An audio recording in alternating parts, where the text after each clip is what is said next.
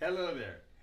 I'm not going to wear my hat today because today is kind of about, since I'm kind of like, this is about being in a kung fu class, and you don't normally wear a hat in class except when it's raining or drizzling outdoors when I taught in the park sometimes. I thought I would not wear my cowboy hat today. So, Kung Fu Cowboy here. Now, actually, today I'm Jen Shen Long, or Buddha Jen, as my students would say, spelled Z-H-E-N. And you can look at the hashtags. And Jen Shen Long, Jen is my last name, which was given to me by the Chen family of Chen Tai Chi, and they were from the Chen village even.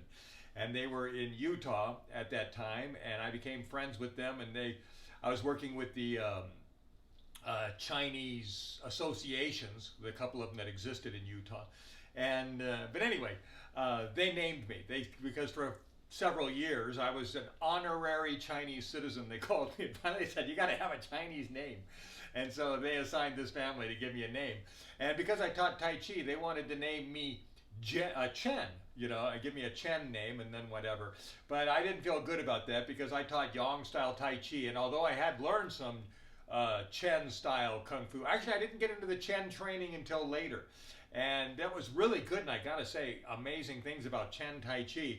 But I decided to maybe take some of that knowledge, but go back to teaching Yang style, and then kind of teaching the Yang style in my own variation, because as I learned more and more Kung Fu and had more and more Kung Fu masters all over, in my life, I kind of learned that there were two Yang brothers.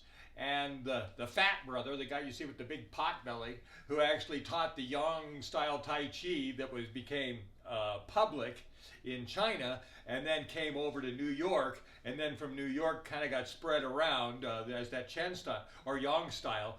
That was the fat man, or the government Tai Chi, as they say, because he didn't want to teach Tai Chi at all. In fact, they threatened him with jail. They said, if you don't teach publicly, we're going to throw you in jail. He said, well, if I do teach, I'm not going to teach you everything I know. And they said, we don't care. Just get out there and keep this legend alive, because I think this was after Mao Zedong had taken all the Kung Fu masters and all the artists and thrown them out into the fields and the farms and killed them all off. And then they finally started to realize, hey, we've lost our artists, we've lost our Kung Fu masters, we've lost our musicians. We need to kind of get some of them back and help them, because otherwise we're going to lose all our Chinese heritage. And so that's what kind of happened, and that's how Tai Chi became a public thing even in China, because even before they started I'm actually certified by the Jingmo School. Now, if you watch the Jet Li movie called Fearless, I believe it is, and even one of the Bruce Lee movies where he comes back and honors his master who's recently died, that's the Jingmo School. That's the original first public Kung Fu school in China. Before that, it was just some masters taking on disciples, and of course the temples, teaching out of there. The Taoist temples taught the Tai Chi, the Xingyi, and the Bagua, and then the Shaolin temple taught the Shaolin Kung Fu. And so, and they were kind of, and you can see the movies about them supposedly fighting, Wu-Tang versus Shaolin and stuff. The Taoists were on Mount Wudong, or Wu-Tang, and so that was the Taoist Kung Fu. And then the Shaolin Kung Fu were on Song Mountain in the Shaolin Temple, and so it was the Shaolin versus Wu-Tang Mountain, which was the Taoists. And the Taoists had the Tai Chi, the Bagua, and the Xingyi. And I could even talk more about that, but I'm not really trained in those very much. But I've had friends who were, and I practiced and worked with them, so I learned about it, and I'm familiar with it, but I do not teach any of it. So anyway, the Yang style that I teach, I later found out that the younger brother had taught privately and passed that lineage along a little bit. And then I finally found a couple of masters who knew what they call the younger brother Tai Chi. And there's some hand signs, which I'm not going to show you because I only learned them briefly, and I don't want to say I'm wrong. But you actually hold your hand in certain parts of the form, and you have either, one finger, two finger, or three fingers, depending on the master you're following. And you let people know which lineage of the Yang Tai Chi you're even following, which was interesting. And I found out that the younger brother is more like my style because it's more combat Tai Chi. The big potbelly Tai Chi, which is what everybody knows in America, is most popular. That's the normal Tai Chi, really. But when I did learn the younger brother Tai Chi, I realized, wow, this is more like the Chen style. It was very combat oriented, and it was really cool, and I really liked doing some training. So it's really good that I got that, and they trained me a bunch and showed me the differences. Anyway, but let's not confuse you too much. Okay, so What I wanted to do is give you an introduction of the class. I'm supposed to make these little short videos. It's supposed to be a short video. So let me try to wrap this up real fast. I just want to get somewhere with it. Then maybe tomorrow I'll talk more about the past masters and stuff. And then I'll start you on the basics. Then I'll go back to wearing my hat and performing and having more fun and being more artistic. But for right now, I wanted to be respectful. Now, real quickly, because I think this video's already gotten kind of long here. When we start a Kung Fu class and end a Kung Fu class, you have to start it, let's talk Shaolin. We'll say Shaolin Kung Fu and the old style, not the current Shaolin temple, which is owned by the Chinese government. It's like a Disneyland. And the monks that are there, well, I don't want to say I don't want to say bad things, but it's not what I teach 1,000 year ago Shaolin Kung Fu. So the attitude of the monastery, the Kung Fu at the monastery, the curriculum of the monastery, the Buddhism of the monastery was completely different than it is now. So when I do talk about the Shaolin Temple, I'm talking about 1,000 years ago, and that's the temple that I envision and try to replicate, okay? So if there's differences of opinion, and I know lots of current Shaolin masters from the current temple, I'm about a dozen of them, and I give them my respect, and some of them are wonderful people, but they're not anybody that I would emulate or say they're like me, or I'm like them. We are very, very different, but all respect to them, to all the current batch coming out of there right now, the government, Chinese government Shaolin people. Anyway. So let's go back 1,000 years, and that's the style I'm teaching. So don't compare me to the current batch, and I don't mean to offend them by being so different from them.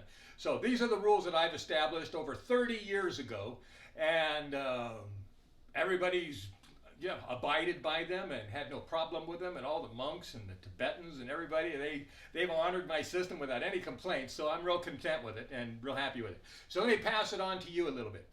In order to start a class, we have to do 3 bows, and to get out of the class, we do 3 bows. And these aren't set in stone, but they're just what we do to be consistent in my schools. I've got 3 schools, Shaolin Chi Mantis, Buddha Kung Fu, and then the non-profit Tai Chi Youth. And we start and end all our classes the same way. And as a couple of my Kung Fu masters have said, once you start a class, until you've actually saluted out, that class is going to go forever, the rest of your life. So you always have to end. So if you had to leave the class early, that means if the class is still going on, but you've got to go or there's something happens or an emergency at home, then you still have to salute out and then you leave. So these 3 salutes are very, very significant. So here we go. These are the 3 salutes to start. And these are the only, like I said, these are the way that I've ordered them. Different schools may do them differently. Okay, and in my staff class, we have 8 salutes. With the staff, we do 8 salutes to start our staff class. But anyway, 3 salutes basically to do it. Okay, so the order may not even be that significant, but here's what we're going to do. So the first thing you do is you salute me. Okay, so me would be now. What we decided was, because I teach nonviolence, as much as I teach combat Tai Chi. And we have perhaps never lost, none of my students have ever lost a fight. But that doesn't mean we're violent. It just means that we do a very effective martial art.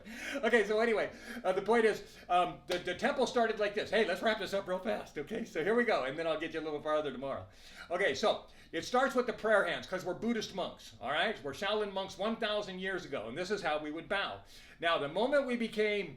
Actually, 1,400 years ago in 600 AD, when Bodhidharma came there and created his separate lineage of Zen Buddhists, he taught them Kalari Payattu, which was an Indian. He came from India, and he already knew Kung Fu. He didn't just like imagine it in the sky. He came there as a martial artist, and he knew this Kalari Payattu. You can look it up. It's an Indian martial art. It had spear and sword and open hand fighting and everything, so he knew some Kung Fu.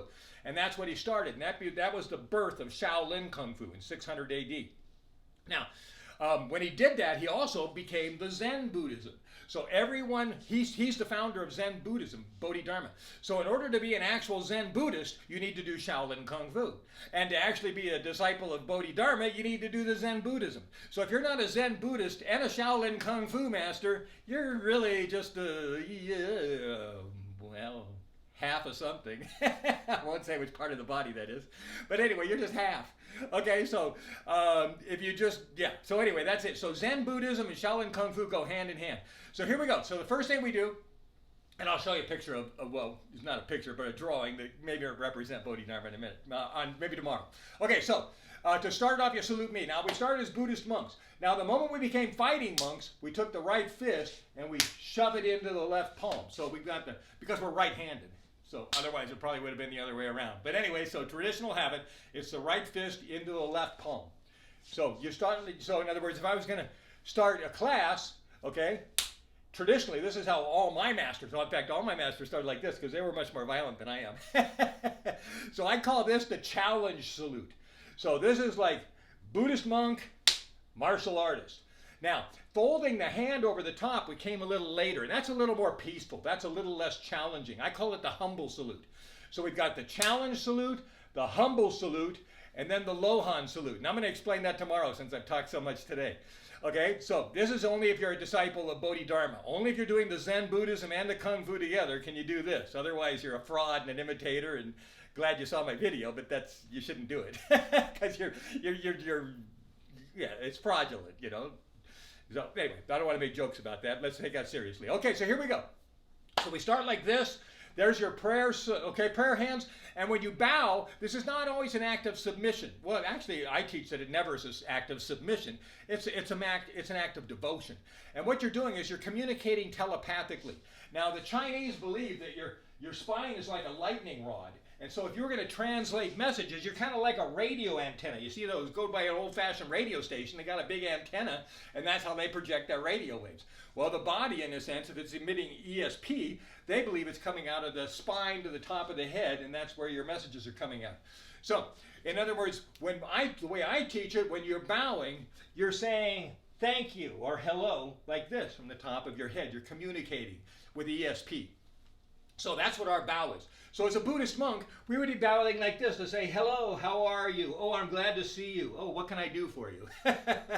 Okay? So that's our bow of submission. That's why Bruce Lee would never do that. He said, never take your eye off your opponent, because he doesn't ever want to be of service to anybody. So he could never get that concept. But anyway, that as Buddhist monks, we are of service. So that's what we believe in doing. In fact, that's why he thinks he won the fight with my master, Wang Jack Man. It's because when my master bowed to him, he bowed like this. And Bruce Lee came up and tried to stab him in the eye. And then my master saw the hand coming and managed to dodge it just enough, but he cut him with his fingernails. He was trying to take out his eyes when my master wasn't looking. That was the first strike of their fight together. So that's why in the movie Enter the Dragon, I think it is, Bruce Lee's talking to somebody, says, never take your eye off the opponent, even when you're saluting. He was basically saying, because that's what he did to my master. When my master bowed and he took his eye off, and he tried to poke his eye out. so yeah, the two schools of thought there. But anyway, that's not saying that my first move might not be to take somebody's eye out, but I wouldn't do it when they're bowing to be polite. That's like if somebody's shaking hand and then you poke his eye out, that would be very rude. But anyway, here we go. So let's do this together real quick, and then we're going to end today's class, I guess, because this is going to be real short and sweet. It's supposed to be a short video. So the hands are together, and you bow like this. You say hello or thank you. Okay? Now let's be Shaolin. Take your right fist going into your left hand. Okay? And now bow again and say hello and thank you. Okay? Kind of get used to communicating a little bit. ESP does really exist. Okay? And now, and we'll get to the Lohan one tomorrow. So, sheesh, is that all I'm going to teach you? Because I was supposed to keep this short. Okay, so for today, that's what you get. So, you're now Buddhist monks and Shaolin monks. All right? So practice that. And then we'll get into all the stomps and all the fancy stuff and all that stuff later. But there's your class for today. I normally like to teach like 90-minute classes, but let's keep it short. Good to see you. Thanks for being here. And I will continue your primer in Buddhist Dharma, Shaolin Zen Dharma. All right, see you tomorrow.